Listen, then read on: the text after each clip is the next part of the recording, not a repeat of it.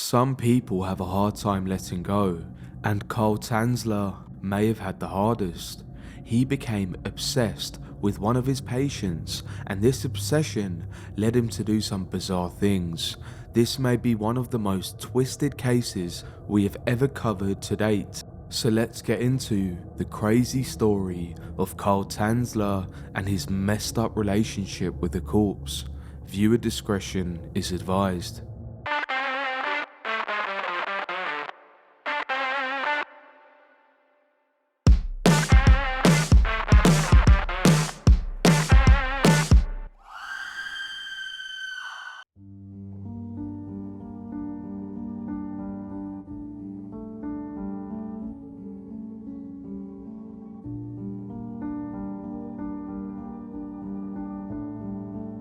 Carl Tanzler was born to a Jewish family in Dresden, Germany on February the 8th, 1877. In his early 20s, Carl graduated from a medical university in Imperial Germany and left for Australia. By the breakout of World War I, Carl, amongst other Germans living in Australia, were rounded up and placed into an internment camp. After the war ended, Carl was not allowed to stay in Australia and was sent to Holland. Here, Carl met and married Doris Schaffer, and the pair welcomed two children together, Aisha and Clarissa Tanzler, who unfortunately died of diphtheria at the age of 10. In 1872, Carl left his family in Zephyr Hills and moved to Key West, Florida, where he found a job as a radiology technician at the US Marine Hospital.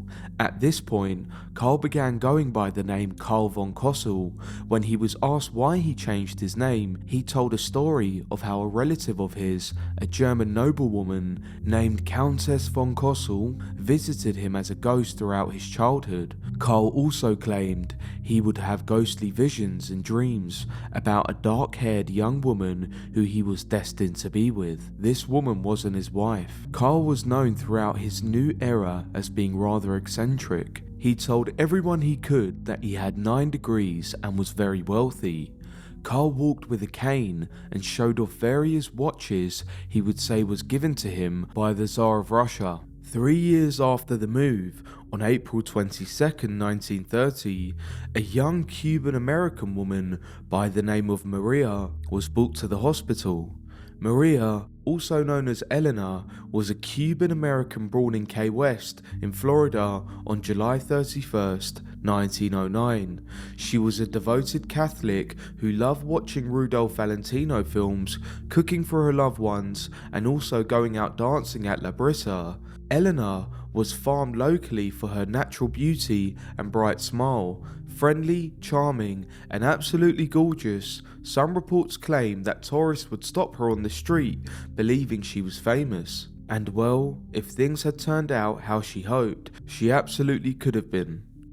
Eleanor faced hardship at a young age. Her sister had passed from tuberculosis, and her brother-in-law had been killed in a freak accident at a construction site when he was electrocuted. Eleanor was married to Luis Messer when she was just 16 years old, and after a few years, the pair announced that they were expecting their first child. But as if Eleanor hadn't gone through enough, she miscarried the child and Luis walked out on her. Soon after, when Eleanor was just 21, she became sick and developed a rough cough that just didn't seem to be getting better. Her family grew more and more concerned, and eventually, on April 22, 1930, Eleanor was brought to the US Marine Hospital for treatment. It was quickly discovered that, like her sister, Eleanor had tuberculosis. Even today, the disease takes the lives of over 1 million people around the world every year, so back in 1930, it was a death sentence. Whilst Eleanor was in hospital, she met the eccentric Carl Tanzler. When Carl first saw Eleanor, he fell in love with the young beauty, believing that she was the woman who he had been dreaming of all those years ago, the woman he was destined to be with. But there was one issue, of course, Eleanor was dying. Even though he had nothing to do with the treatment of tuberculosis patients, he assigned himself to Eleanor's care, promising her family that he would find a cure for her. and from then on, he spent every waking moment by her side, attempting to treat her through a variety of weird and wacky treatments involving stolen x-rays and electricity. Alongside this, he showered Eleanor with gifts, expensive jewelry and clothes, and even proposed to her. The poor woman couldn't even die in peace. There are no accounts that suggest Eleanor ever reciprocated any of this. In fact, English wasn't even the pair's first language, so it's not known how much they were even able to communicate. I mean, the last thing that you would ever want is some creepy older man leering at you when you're literally on your deathbed.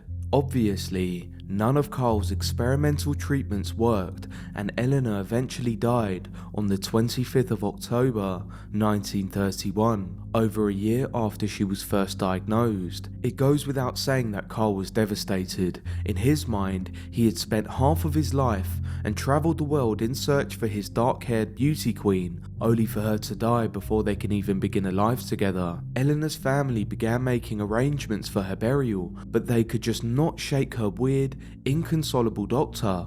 Carl begged her parents not to bury her, unable to deal with the fact that she would just be left to rot beneath the earth. Instead, he promised to pay for a tomb for Eleanor and all of her funeral arrangements, which they agreed to. The tomb was constructed in the Key West Cemetery, and Eleanor was finally laid to rest. End of story, or so it should have been. Here's when things get weird, if they weren't already. Carl, in his generosity, had failed to mention to Eleanor's parents that his gift was motivated by something other than wanting to help the family in grief. The stone tomb where Eleanor lay had a key, and I'm sure you could guess who conveniently kept hold of it.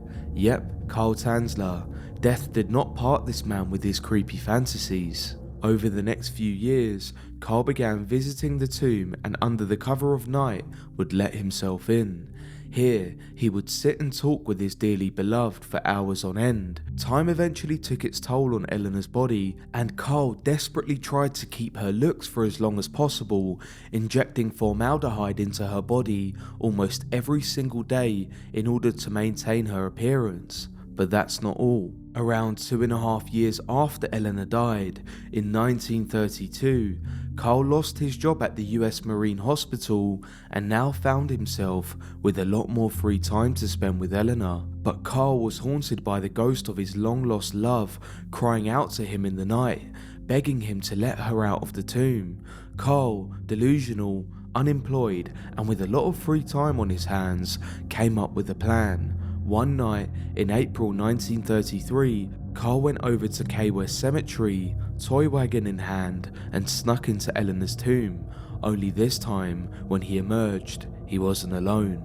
Can you guess what or who was in the wagon? You guessed it, Carl took Eleanor's 2-year-old decomposing corpse back to his home and placed her in a makeshift laboratory. Now, I'm sure you can only guess what a body would look like after 2 years of death, let alone the smell, but Carl didn't let a silly thing like that get in the way. He got to work the very same day, doing what he could to preserve Eleanor's natural beauty. In order to preserve and adjust Eleanor's posture comfortably, he cut her limbs open and inserted wires so that he could move her around and position her to his liking. Next, he placed glass eyes into her sockets before getting to work, encasing her body in paper mache in order to stop her skin from falling off, stuffing her with rags as he went. Eleanor's body stayed trapped with Carl for 7 whole years. But things get even weirder. As her hair began to fall out, he collected it and created a wig, sticking it back onto her scalp. He would go out regularly and buy her clothes, dressing her in outfits for all occasions, treating her like a doll. But that's not all. At one point, he created a cardboard tube and placed it inside Eleanor's vaginal area, and I'll let you figure out what that was for. Carl spent most of his days with Eleanor, cooking for her, dancing with her corpse, and singing with her, acting as if she was still alive. In his dreams, she came to him, and according to him, she was grateful that he saved her from the tomb. By this point, Eleanor had decayed so much that she didn't even look human, but Carl had a more drastic plan to keep his lover with him. Yes, Even more drastic than stealing her from a cemetery, Carl, in some Frankenstein monster-esque delusion, had convinced himself that all he needed to do to make her come back from the dead was to launch her body into the stratosphere so that radiation from space may penetrate her tissues and revive her. He even began planning to build a spaceship in order to do this. Just for some context, nobody would step foot in space until 1961. It's safe to say this man was before his time. Of course, the spaceship he planned to build never worked. After 7 years of this, his neighbour began to suspect something was up. Despite the fact that Carl lived alone, they had seen him bringing home various outfits for a woman.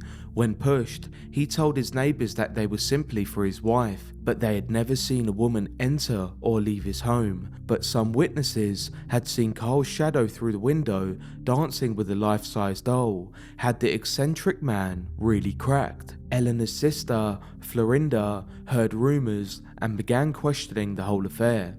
She knew the strange doctor had been to visit her deceased sister regularly before stopping and did always wonder why. Believing at first that he had simply moved on, she began to suspect something more foul was at play when she heard of him dancing with an unmoving life-size doll in his window. And so, in October 1940, Eleanor's sister went over to Carl's home, and it was here she discovered the body of her long-dead sister laying on Carl's bed. She called the police straight away and Carl was arrested, but he was only arrested for the desecration of Eleanor's tomb. At the time, stealing a body wasn't illegal. As you could expect, the media had a field day with the story, but the mood of the public wasn't what you would expect. Instead of horror and disgust at what Carl had done, people genuinely believed that he was just a lonely old man who struggled to come to terms with the loss of the love of his life, despite the fact that Eleanor, when she was alive, never felt the same way. It's obvious that something wasn't quite right with Carl, but a psych evaluation determined that he was fit to stand trial. He was charged with wantonly and deliberately damaging a grave and taking a body without authorization. But the charges were dropped after a preliminary hearing as the crime had passed the statute of limitations. He was free to go, but not before he requested that Eleanor's body be returned to him. Of course, he was turned down, but what happened after wasn't much better. Instead of dignifying Eleanor with a proper burial, public interest in the case was so much that the state of Florida decided to display Eleanor's remains at a nearby funeral home for anyone who wished to come and see. People had poured in from all over the country to take a look at Carl Tanzler's creation. Some schools even took field trips to go and see it. After interest in the case died down, Eleanor was finally laid to rest in an unmarked grave, probably to stop Carl from simply coming back and digging her back up, and this is where she remains today. But there's one more twist in this story. 4 years after Carl was caught, he moved back to Zephyr Hills, where he lived close to his ex-wife and daughter. Apparently, even after she knew what he had done since they separated, she decided to take him back. In 1947, Carl wrote and published an autobiography called Fantastic Adventures and became a US citizen 3 years later. Rumours still plagued him, and some say that he kept a full-size doll that resembled Eleanor in his apartment, complete with a plaster cast from her face. On July 3rd, 1952, Carl Tanzler died at age 75. Some claim that he was found clutching a dummy that resembled Eleanor, but official sources say he was found alone on the floor. But I'll leave you with this.